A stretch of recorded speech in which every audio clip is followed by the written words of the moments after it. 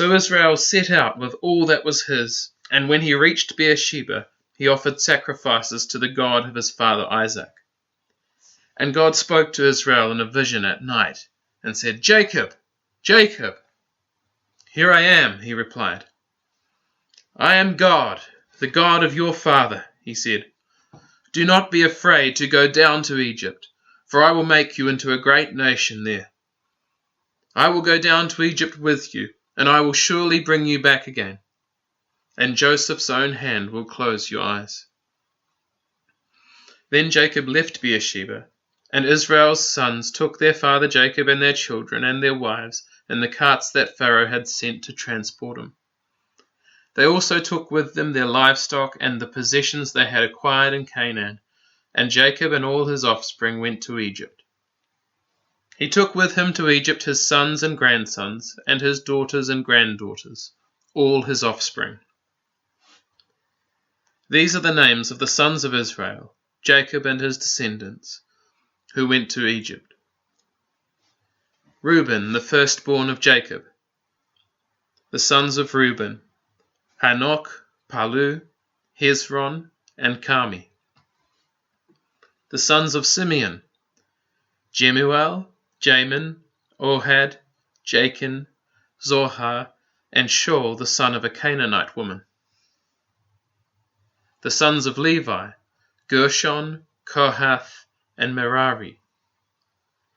The sons of Judah: Onan, Shelah, Perez, and Zerah. But and Onan had died in the land of Canaan. The sons of Perez: Hezron and Hamul. The sons of Issachar: Tola, Puah, Jashub, and Shimron. The sons of Zebulun: Sered, Elon, and Jalil.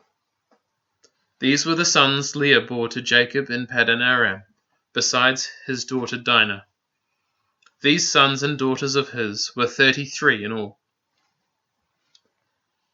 The sons of Gad: Zephon, Hagi, Shuni, Esbon, Eri, Aradai, and Aralai. The sons of Asher: Imnah, Ishva, Ishvi, and Beriah. Their sister was Serah. The sons of Beriah: Heber and Malchiel. These were the children born to Jacob by Zilpah, whom Laban had given to his daughter Leah, 16 in all. The sons of Jacob's wife Rachel: Joseph and Benjamin.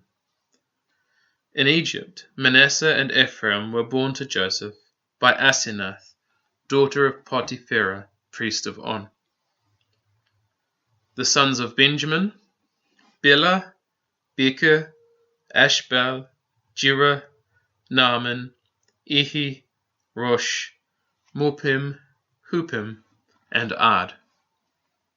These were the sons of Rachel who were born to Jacob, 14 in all.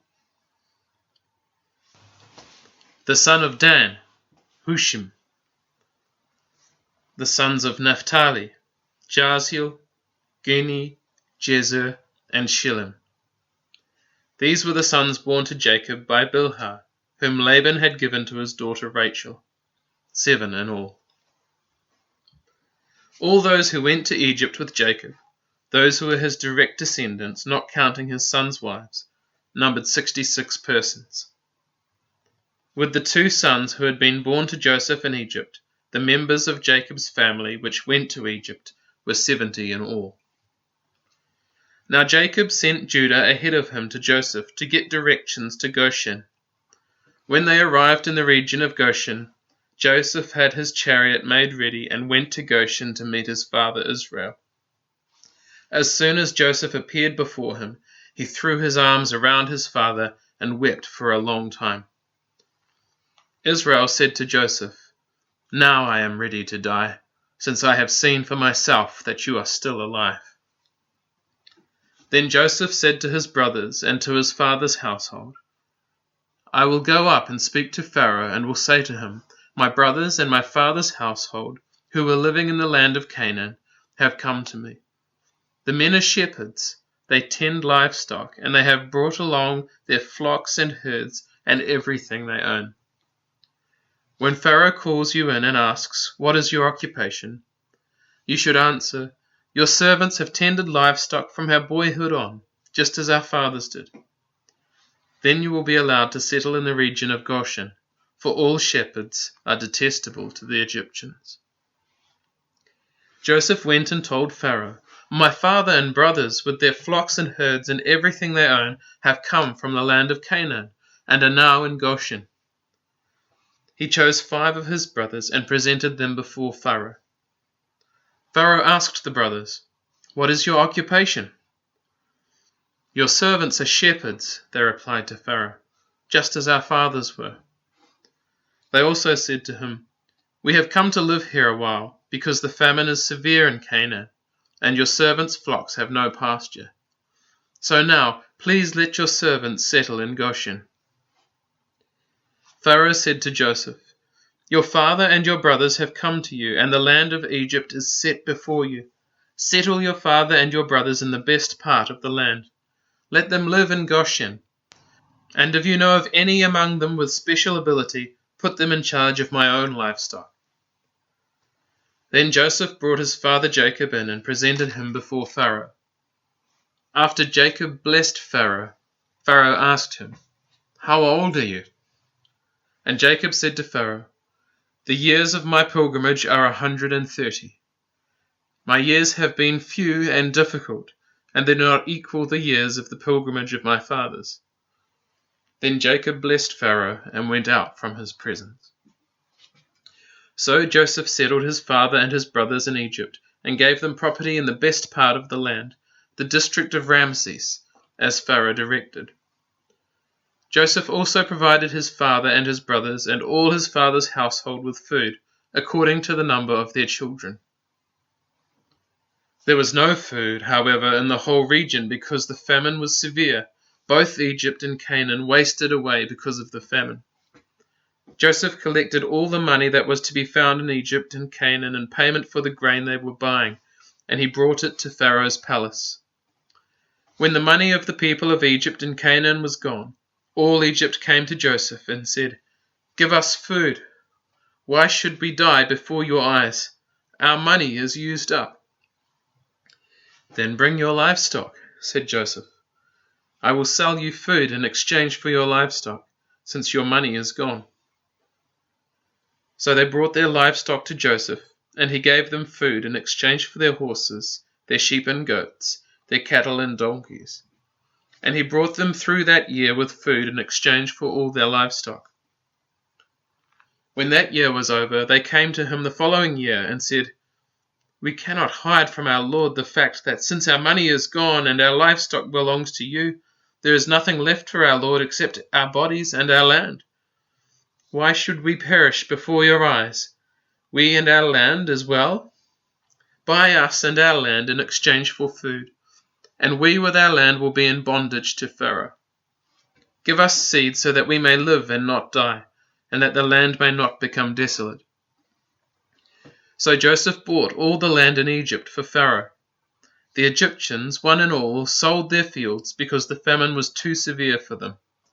The land became Pharaoh's, and Joseph reduced the people to servitude, from one end of Egypt to the other. However, he did not buy the land of the priests, because they received a regular allotment from Pharaoh and had food enough from the allotment Pharaoh gave them. That is why they did not sell their land. Joseph said to the people, "Now that I have bought you and your land today for Pharaoh, here is seed for you so you can plant the ground. But when the crop comes in, give 1/5 of it to Pharaoh. The other 4/5 you may keep as seed for the fields and as food for yourselves and your households and your children." "You have saved our lives," they said. "May we find favor in the eyes of our Lord. We will be in bondage to Pharaoh." So Joseph established it as a law concerning land in Egypt, still in force today, that 1/5 of the produce belongs to Pharaoh. It was only the land of the priests that did not become Pharaoh's. Now the Israelites settled in Egypt in the region of Goshen. They acquired property there and were fruitful and increased greatly in number. Jacob lived in Egypt 17 years, and the years of his life were 147. When the time drew near for Israel to die, he called for his son Joseph and said to him, "If I have found favor in your eyes, put your hand under my thigh and promise that you will show me kindness and faithfulness. Do not bury me in Egypt, but when I rest with my fathers, carry me out of Egypt and bury me where they are buried." "I will do as you say," he said. "Swear to me," he said.